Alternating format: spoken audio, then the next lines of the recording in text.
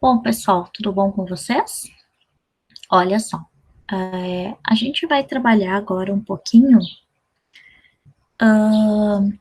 sobre a questão da arte sacra, tá? Da sacralidade na expressão da religião.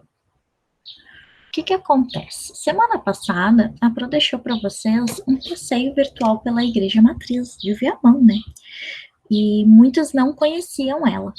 Então, hoje a gente vai aprofundar por que que a gente fez esse passeio, por que que a gente conheceu essa igreja que é tão importante da nossa história, do nosso município e da história do nosso país, tá bom? Essa imagem é de dentro da igreja, tá? É uma imagem, ficou um pouco desfocada, mas é uma imagem ali da parte do altar, entrando na igreja, é essa imagem que a gente tem.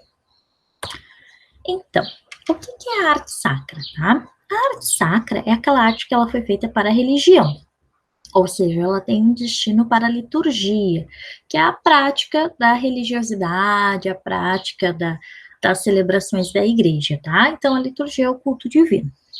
Para que serve a arte sacra? Para incentivar a vida litúrgica, para a prática religiosa e a tradição dos fiéis, tá? Motivar essa prática religiosa. Bom, toda crença religiosa produz e utiliza arte sacra? Não. Isso é muito difundido entre os católicos, né? Uma prática muito antiga da Igreja Católica, tradicional da Igreja Católica, é uma das igrejas mais antigas religiões, né? Orientações religiosas mais antigas da humanidade, e desde muito tempo utiliza essa prática de adoração, de construir, né? Expressar a sua religiosidade através da arte.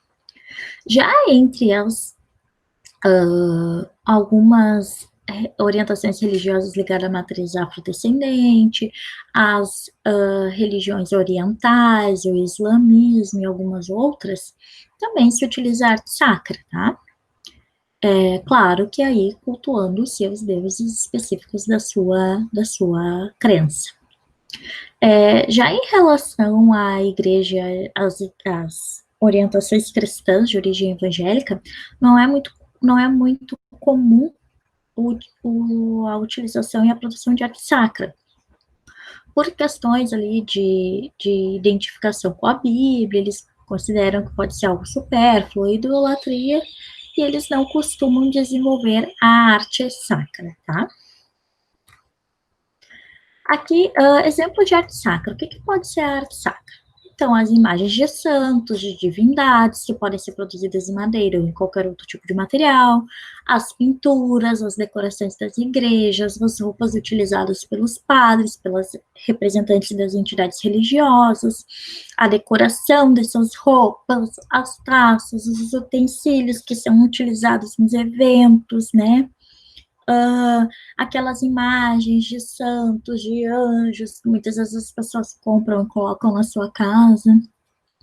Tudo isso é considerado arte sacra. Por exemplo, as decorações das portas, dos móveis, dos vidros das igrejas, tudo isso é considerado arte sacra, tá bom?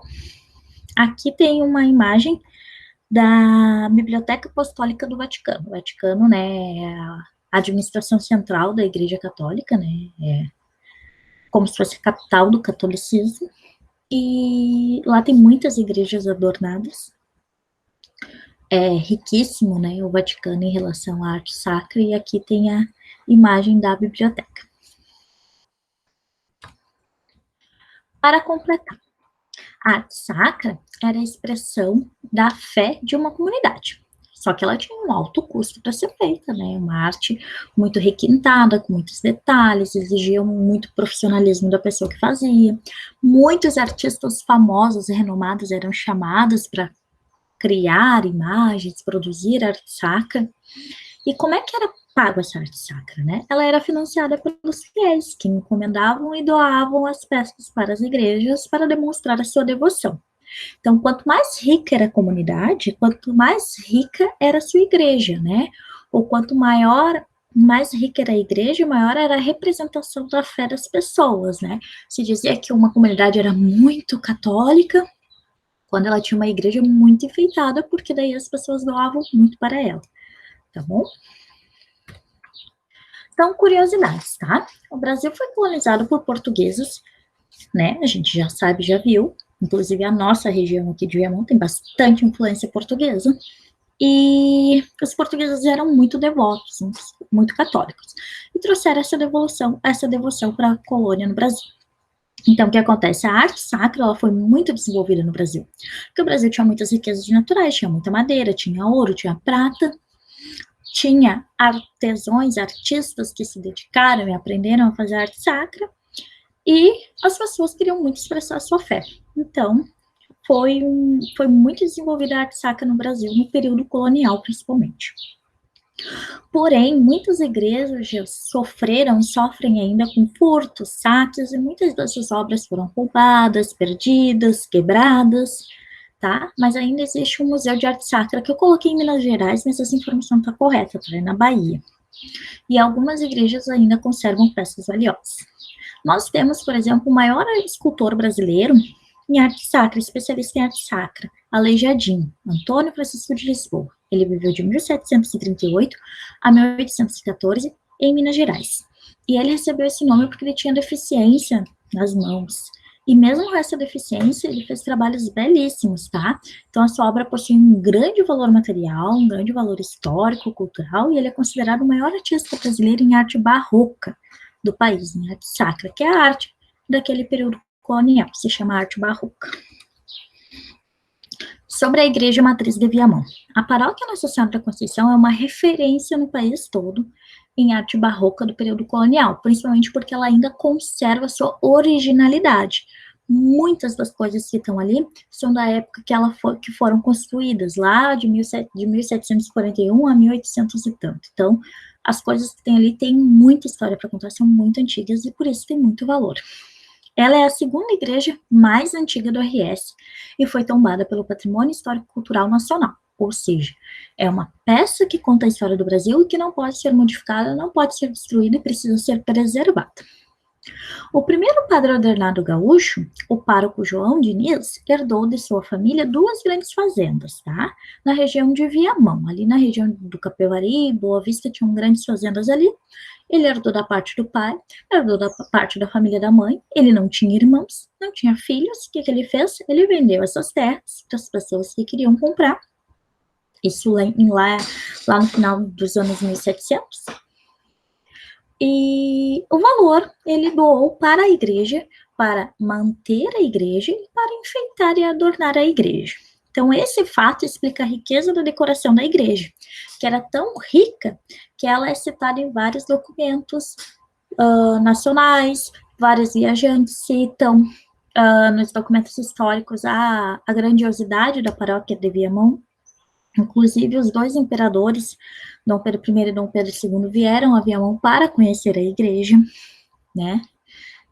Só que, infelizmente, muitas peças, né, foram roubadas, foram destruídas com o passar do tempo, mas ainda tem vários itens expostos na igreja, que se entrar na igreja, né, tu pode ver, pode conhecer, e tem alguns que ficam arquivados num arquivo, numa parte mais reservada da igreja, e aí tem que ter o acesso autorizado lá pela administração, tá? Então, aqui eu botei algumas imagens internas girando da paróquia, né, de alguns altares, algumas imagens, alguns itens que a gente pode visitar ao visitar a igreja, né? Nesse período agora ela está meio restrito o acesso, em virtude, né, das questões de protocolo de saúde, mas logo vocês podem ir lá visitar. Aqui tem mais detalhes. Vou deixar para vocês um site que eu queria muito que vocês entrassem para fazer uma visita virtual à Capela Sistina, tá bom? Capela Sistina, ela fica no Vaticano, né? E ela é quase que uma riqueza da humanidade, um patrimônio histórico. Ela é um patrimônio histórico. Ela é ricamente enfeitada por grandes artistas da história da humanidade. Então, vou deixar o link e vocês podem entrar e conhecer, e dar zoom, e olhar as imagens que tem lá, tá bom? Beijo grande para todo mundo.